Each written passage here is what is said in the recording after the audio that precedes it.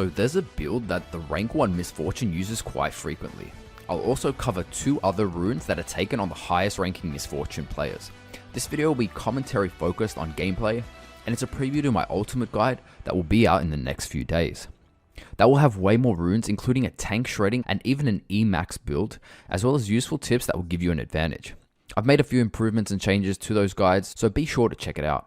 In this video, I've tried to include 3 different types of games: a clean game focused on closing out, a tougher and messier game, and a hard carry game. Also, the game ranges in elos from silver to diamond. Even some master tier players will be in these games to make sure these runes work across all elos.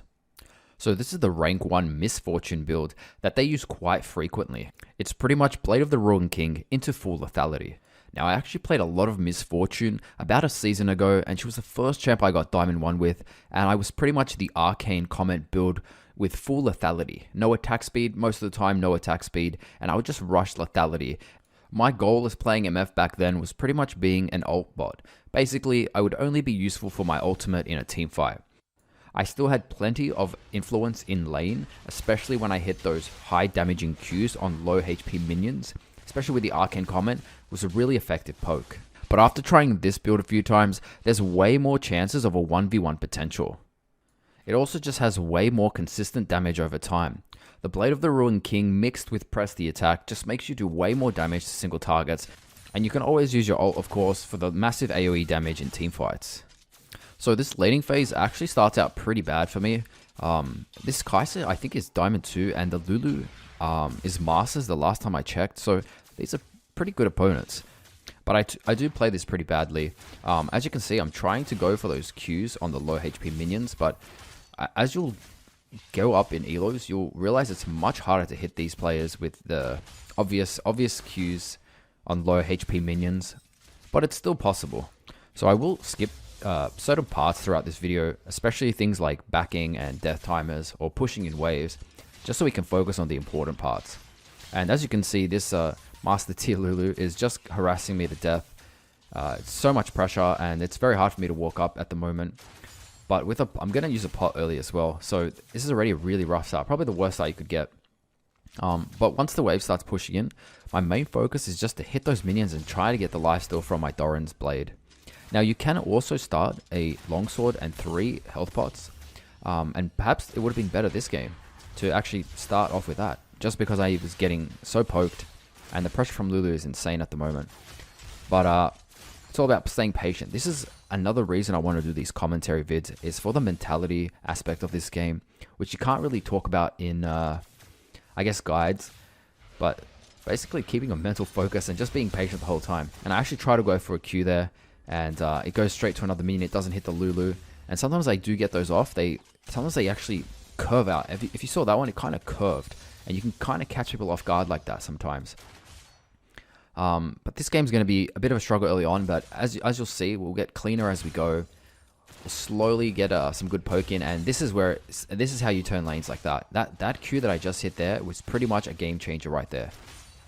So I guess this is pretty obvious, but if you've never played Misfortune, that's what you want to aim for. Those really low HP minions, and get that rebound to hit that massive damage. And small little things like that in lane will literally give you an advantage. I've literally gone from losing the lane, as well as with the help of Morgana's bindings. Obviously, she's landed some really good bindings. She's probably still the reason I'm in this lane and not completely gone. But just hitting those Qs will literally change lanes. Now, right now, I'm just going to zone. If you can always zone them from experience, that's always good. And she's staying really far back. She's probably deciding whether she wants to stay or go back at this point. And it's pretty risky her staying, because now I can actually go for Qs here. And sometimes, even if you don't always have to go for the lowest HP minions, just hitting the normal ones. And of course, this Morgana hits a really nice binding, and I go for it. But as I was saying, I'm actually going to go quite aggressive here. I think I have enough damage, but I didn't pay attention to her shield, and there you go. She procs a shield right on time. Almost die for that, actually. Pretty risky. But that's okay. Anyway, so this Morgana played it really well, and she's hitting some nice bindings, and that pretty much turned the game. So a lot of heavy poke from me, and a lot of good bindings from this Morgana just pretty much won us the lane, just like that. At least for now. Now, at this point, I actually decide to go back because it's not worth the risk. Now, Lulu still has flash. Now, she's already baited me with shield before. I'm not going to fall for it again. And I ping back the Morgana. Now, I'm not telling her that she can't stay. I'm just letting her know that I'm going back at this point. Now, Of course, she's going to go for the tempting bait, and Lulu's going to flash probably, and I should have caught that on camera, but she probably flashed, and Morgana actually pings the Lulu flash, so she did indeed flash. Wasn't the worst that could happen. At least she did her bait out her flash, so at least we know Lulu doesn't have flash for the next fight or so. Now at this point, the first buy is the Vampiric Scepter, and I've really enjoyed this item in particular for laning phases, especially when you're up against poke, just because of that amazing lifesteal. Now if you go full lethality, like I mentioned before, that's pretty much what I used to go all the time. You pretty much struggled in some lanes where they could poke you, but with this, I really like the laning phase. The Vampiric Scepter is a lot safer, great resistance to poke. You eventually just lifesteal everything up, and especially with overheal as well, Synergize is really nice, so you get that extra shield when you're at full health, just making it that much better. So at this point of the laning phase, it's pretty much the same thing that's been going on. I'm just going to go for those Q harassers. Now I'm kind of like, I guess, feeling more confident, a lot more aggressive now compared to the beginning of the lane before, and I'm hitting so many of these Qs. She's just getting hit by all of them. I think right there, she actually tried to move forward so she wouldn't get the rebound, but if you're not quick enough, it just ends up rebounding onto you anyway. And that's a tip if you're playing against the Misfortune. All you have to do is either stand to the side or just stand really far back. Either one is good enough. Usually the best is to the side, just because you can still stay close to harassing the Misfortune, and she can't really get her Qs, although she can always just Q you instantly as well for extra damage, and it's usually a nice trade too. Usually a trade is an auto attack, a Q, and then you can go for another auto. That's actually a pretty solid trade, and most champs won't actually out-trade you with that. But anyway, this is pretty much the same thing. I'm going to go for those Q. It almost feels like you're playing a mini game with Misfortune in laning phase, which is one of the reasons I enjoy playing her. Getting those, those low HP minions ready, setting them up, and then just hitting them. There's something really satisfying about it, especially when it hits the max damage as well. Now at this point, we've got pretty confident, but the only thing I'm worried about is Xin. I don't know where he is, and of course there he is now. Ping the Morgana, but we've got actually a huge wave here, so you should never run. And because I see the Xin actually dash to a minion, it's safe to go aggressive on him. He's got nothing, and of course, boom. I don't know what that Kai'Sa was thinking. She just let her guard down for a few seconds. She probably didn't want to go with the gank. You could tell she wasn't in for the gank, but she was probably forced by her team, and then she ended up retreating, and she just got whacked by that massive Q. Now, I didn't even probably have to hit that max damage Q. All I had to do was just rebound it off any, and she probably would have died. Now, right now, Lee's actually going aggressive on the Xin. We can't help him just because the wave is not pushed up, so he's kind of on his own, but we're going to follow up anyway. Ari does hit that nice charm. This guy's probably a bit angry now that he's missed one kill, and now he's trying to get the kill on the Lee. That was a pretty aggressive flash. Pretty bad play by him. Now, I do want to fast forward to this area here. Now, I would have actually ulted that Lulu, but I didn't have enough mana. So, that's actually something I should mention as well for you guys, is that your E costs a lot of mana, and you definitely don't want to be using your E all the time, especially if you don't need the slow like there. That was a pretty bad mistake by me. I could have just ulted. I still think Lulu would have survived. I'm pretty sure she's level 6, so she would have just ulted herself.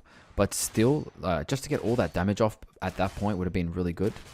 They can't move out of my ultimate the whole time. That's probably would have taken her to about 30% HP and given us the pressure in lane. But anyway, that's something to keep in mind as well.